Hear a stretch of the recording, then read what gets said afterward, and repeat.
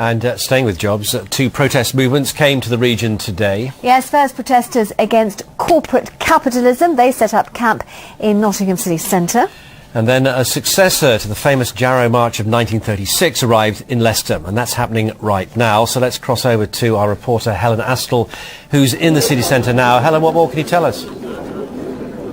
Well, good evening to you, Quentin. Around 50 protesters have gathered here tonight. As you say, around 20 have come from Jarrow near Newcastle, almost 200 miles away. They're here to protest against the cuts. They're here to protest against youth unemployment. And they're not the only protesters who've been out in force in the East Midlands today.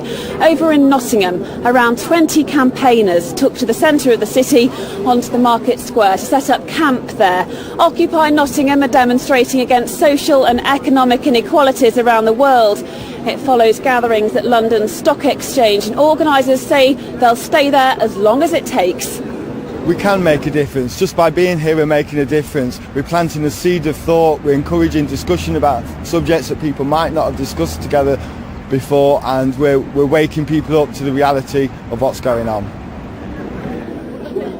Well, joining me now is Becky Heaney. Becky, as a nation, we're in debt. The government's got to pay it back. What's your solution to it? Well, we think that the people who caused the crisis to begin with, like the bankers and the rich speculators that have gambled away public money, should be the ones paying for it. It wasn't young people or public sector workers that caused the economic crisis, so we shouldn't be the ones that are suffering for it. But every family up and down the country, young and old, are suffering, aren't they?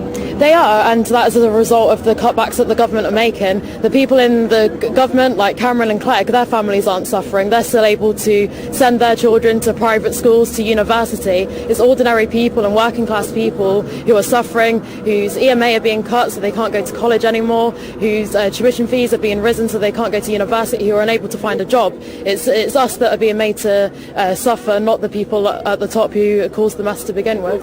I think the government would argue, though, it's not their mess, it's Labour's mess. Well, I would probably agree with that as well. We lived under a Labour government for 13 years that brought in tuition fees to begin with. We had youth unemployment whilst Labour were in power, and Ed Miliband and the rest of the Labour Party are saying that all they're going to offer is £6,000 tuition fees and not reversing any of the cutbacks. So we've got three parties in this country that all say the same thing, and there's no alternative being presented for young people. OK, well, also here tonight is Tony Church from Leicestershire against the cuts. Tony, what are you hoping to achieve by sort of jumping on this bandwagon, if you like? Well, we're not jumping on the bandwagon, it's part of an overall movement.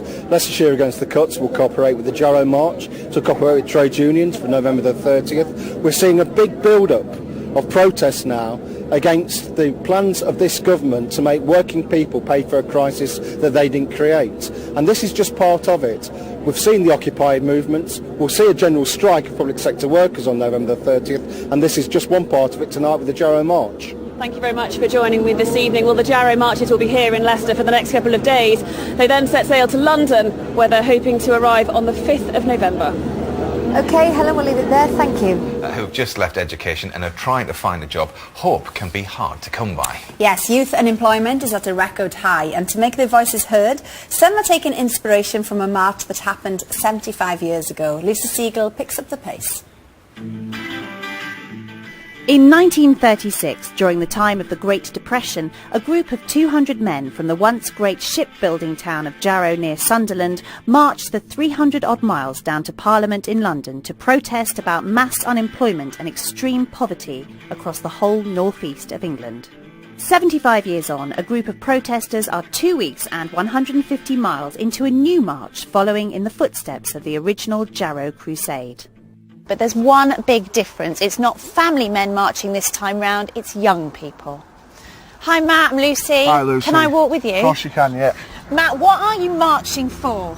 I came out of college with 3 A-levels. I was promised that that'd be enough for me to be able to find work. I'm now back on the dole looking for work.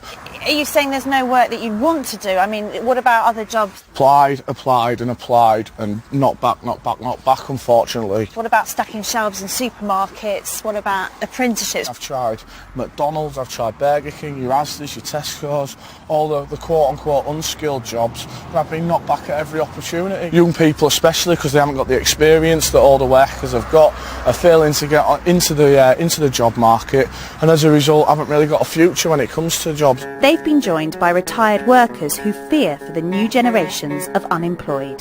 I've been able to retire at 65, but there's many of my friends who just can't afford to do it. And I think that is ridiculous, especially when you've got 1 million kids with no jobs. In fact, official statistics reveal both Matt's and Peter's age groups' unemployment figures are their highest since 1992. So the marchers have just arrived here in Shirebrook, and there's a lot of people who've turned out. I'm just going to go and talk to some of them and find out why they're here.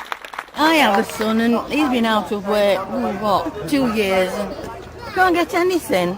You can't get a job because you haven't got the experience. You can't get the experience because you haven't got the job. And my dad went on the Jarrow March.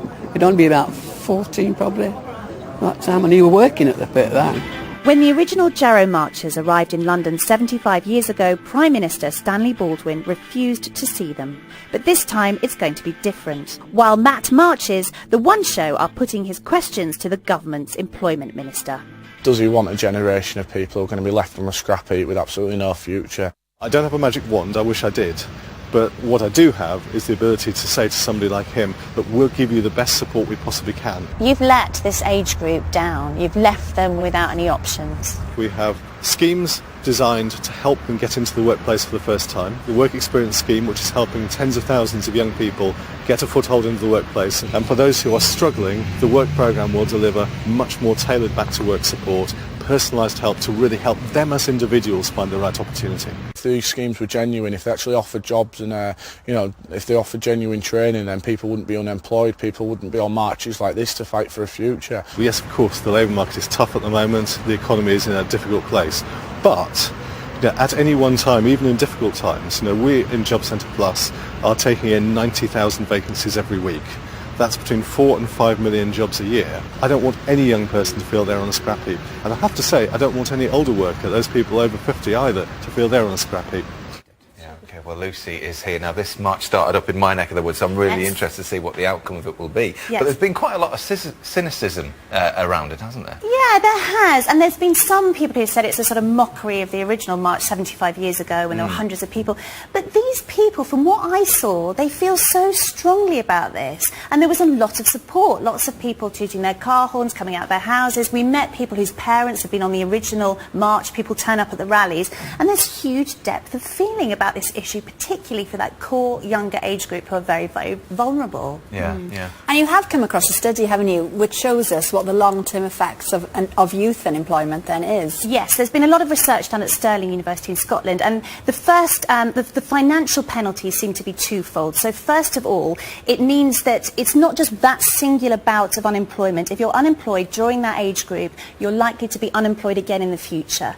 There is also a wage penalty which will stay with you until you're in your mid-30s, and you will earn less than your counterparts. And then there's all those emotional effects that we're now very familiar with, depression of varying degrees, and also very corrosive illnesses, malnutrition. There's so many things that are linked to unemployment in this age group. And it's all carried over from that time, isn't it? Yes, yes, there's very strong evidence. You know, it's something that we really need to get to grips with. Yeah. So, Henry, what are your thoughts on that then? Because a lot of your work now is all about saying, there's brilliance inside if you go out there and go for it. In America, they started occupying Wall Street. And the reason, and then that has spread all over the world. So if you say that, this is a small group of people who are now marching, that group of people will grow. Because Occupy Wall Street, which is for this very reason, about that there are no jobs, has now spread all over the world. Yeah. Do you think enough jobs are being created, Lucy, to turn the situation on its head? Well, we knew there was going to be a drop-off in public sector jobs. Yes. What they hoped for, what the government hoped, would be the private sector would pick up the shortfall. That doesn't seem to be happening at the moment. There are new jobs that are coming on stream. There were 221,000 for the second quarter. We measure all in quarters. But what's also interesting is that if you look at the figures, a substantial proportion of those, nearly 70%, were taken up by EU nationals, so people who've come here to work. So then it brings up this whole thing, where's the British jobs for British workers? Although 90% of jobs in this country are occupied by British workers. But there are so many different issues here, and there is still this shortfall. Also, interestingly, this morning, Radio 1 Newsbeat did a survey, and they talked to the main employers in this country, and a lot of them said that they didn't want to employ young people because they didn't think they had the core competencies in maths and English, which will be heartbreaking for you to hear that as well. Well, if you